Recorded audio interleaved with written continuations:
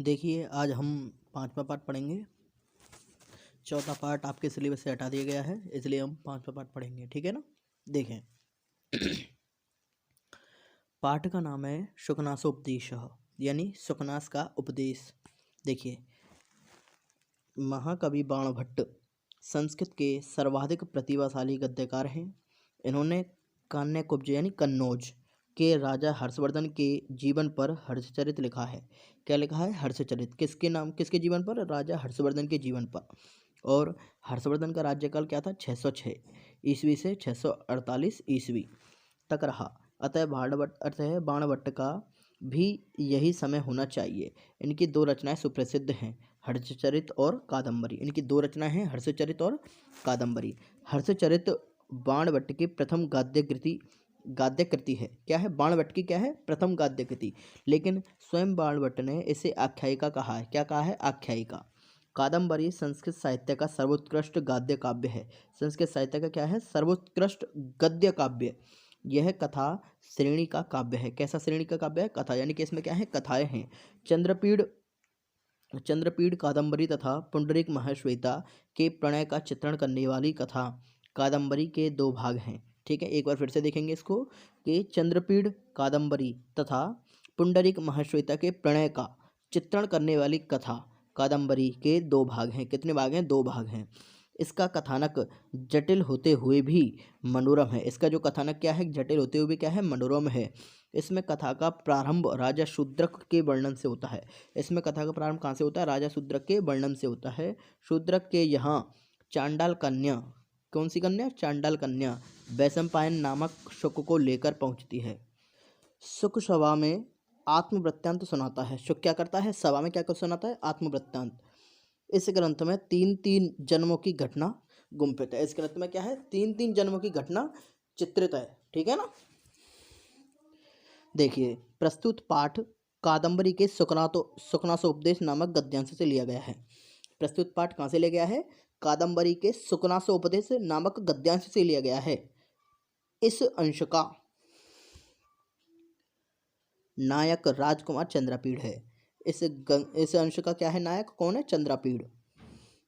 और वो कौन है? राजकुमार है, जो सत्व, सौंदर्य, आर्जस्व भावों से युक्त है।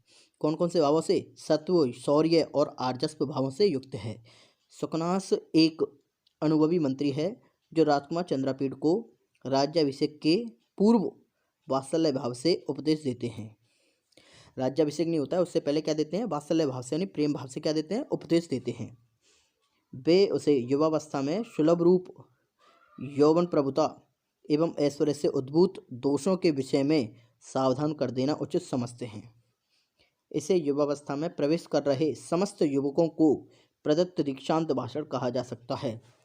यानी कि ये जो है ना, ये आप सभी के लिए भी इम्पोर्टेंट है, इसको ध्यान से सुनिएगा। ठीक है ना। अब हम आगे चलते हैं। देखिए एवं समति क्रमस्सु दिवसेषु राजा चंद्रपीडस्य यौवराज्याभिषेकं चिकीर्षु प्रतिहारानुपकरणं संभार संग्रहार्थम अधिदश। ठीक है ना। अब देखें दिवसेषु का मतलब है कुछ दिनों के, समति क्रमस्सु का मतलब है बीत जाने पर। ठीक है ना। यानी कि इस प्रकार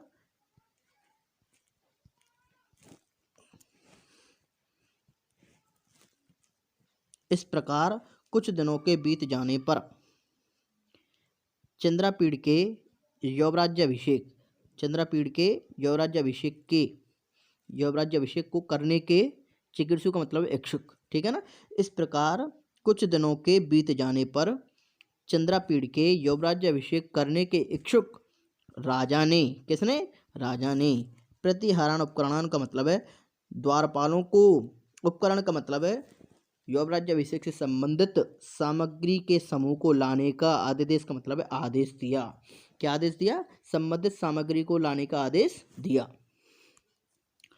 च यानी और कदाचित का मतलब है किसी दिन। दर्शनाभि आगतम का मतलब है दर्शन के लिए आए हुए। समुपस्थित यौवराज्याभिषेक का मतलब है यौवराज्याभिषेक के निकट युवराज्याभिषेक के निकट, ठीक है ना। एक बार फिर से देखें, किसी दिन दर्शन के लिए आए हुए युवराज्याभिषेक के निकट, सुकनास का मतलब सुकनास ने, युवराज्याभिषेक के निकट सुकनास ने तम यानी उस चंद्रापीड़ को विनयपि का मतलब है विनम्र होने पर भी, विनीतरम इच्छन और अधिक विनम्र करने की इच्छा से, सविस्तारम विस्तार पूर्वक कहा, ठीक है ना। एक बार फिर से देखेंगे आप इसका, देखें एक बार फिर से देखें। इस प्रकार कुछ दिनों के बीत जाने पर चंद्रापीड़ के युवराज्याभिषेक के इच्छुक राजा ने द्वारपालों को युवराज्याभिषेक से संबंधित सामग्री के समूह को लाने का आदेश दिया और किसी दिन देखने के लिए आए हुए युवराज्याभिषेक के निकट सुकनास ने उस चंद्रापीड़ को विनम्र होने पर भी, क्या होने पर भी, विनम्र होने पर भी और अधिक विनम्र करने की इच्छा से विस्तार पूर्वक कहा। अब वो क्या कहा वो हम कल पढ़ेंगे, अभी देखें इतना, ठीक है ना। मैं आशा करता हूँ आपको समझ में आया होगा।